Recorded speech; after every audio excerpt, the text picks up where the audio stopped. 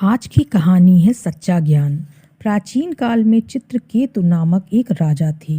वह बड़े ही धर्मात्मा, प्रजापालक और न्यायप्रिय थे, किंतु सब कुछ पाकर भी वह मन ही मन दुखी रहते थे। उनकी कई रानियां थीं, दुर्भाग्य से पुत्र किसी के न था।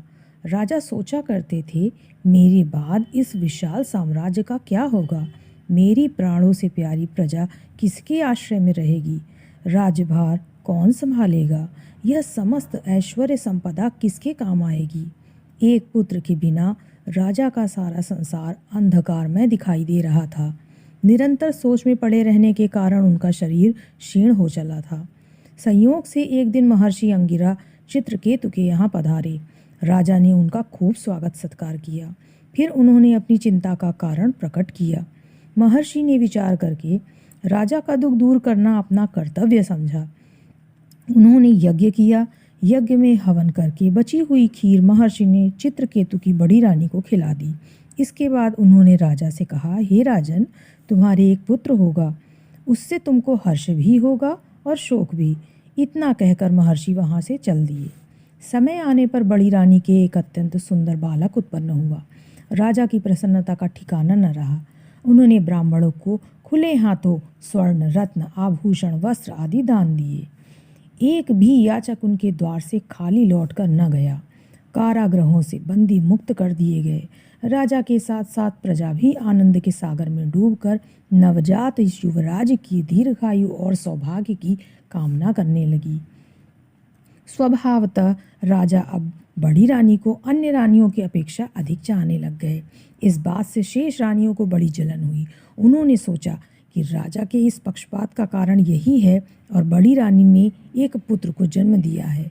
यह पुत्र न होता तो राजा का हम सब पर समान प्रेम बना रहता। इस डाह के मारे उन रानियों ने आपस में मंत्रणा करके एक दिन उस बालक को विष दे दिया।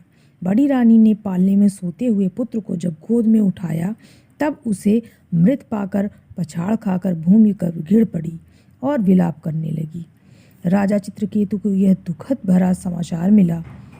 वह नंगे पांव भागते हुए महल में आए और पुत्र को मृत देखकर विलाप करने लगे। उनका दुख में न समा सका। उनकी आंखों में आंसुओं की अटूट धारा बहने लगी। राजा और रानी दुखी देखकर अन्य स्त्री पुरुष भी दुखी होकर रोने लगे। कई दिन बीत गए। राजा बिना अन्न जल ग्रहण किए पुत्र के मृत देह पर निरंतर विलाप कर रहे थे। इसी समय योग बल से महर्षि अंगिरा को यह घटना विदित हुई। वह देवर्षि नारद को साथ लेकर वहां आए। उन्होंने राजा से कहा, राजन, विधाता के विधान को कोई नहीं मिटा सकता। इस बालक की आयु इतनी ही थी।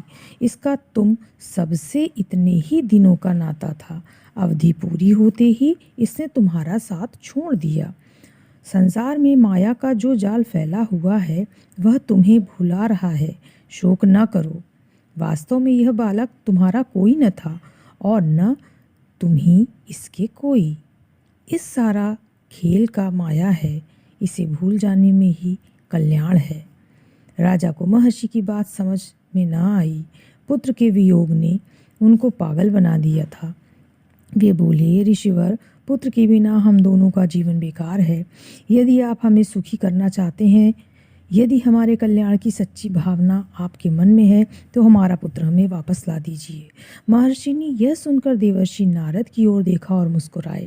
नारद जी ने तत्काल अपने योग बल से बालक के मृत शरीर में उसकी आत्मा को बुला दिया। फिर कहा, हे जीवात्मा, तुम्हारा कल्याण हो।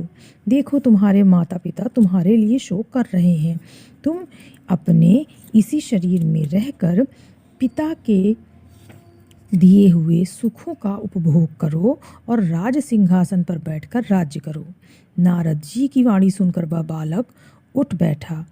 उसके उठते ही राजा रानी प्यारे पुत्र कहकर उसे हृदय से लगाने चले, परंतु उसने उनकी अवहेलना कर दिया और कहा, किसका पुत्र? कैसा पुत्र? तुम लोग कौन हो? मुझे पकड़ते क्यों हो? मैं तो अनेक शरीरों में जन्म लेता हुआ अपने कर्मों का फल भोग रहा हूँ। न जाने कितनी बार तुम लोग मेरे माता पिता या पुत्र पुत्री हो चुके हो। यह तो माया का खेल है और जब तक सृष्टि है तब तक यूं ही चलता रहेगा। आत्मा अमर है, उसका कभी नाश नहीं होता। शरीर नाशवान है, फिर उससे मोह कैसा? मेरा अब तुमसे कोई संबंध नहीं, इसलिए तुमको मेरे लिए शोक नहीं करना चाहिए। इतना कहकर वह जीवात्मा चला गया। पड़ी रह गई केवल मृतदेह। इस प्रसंग से राजा चित्रकेतु और उसकी रानी को सच्चा ज्ञान प्राप्त हो गया।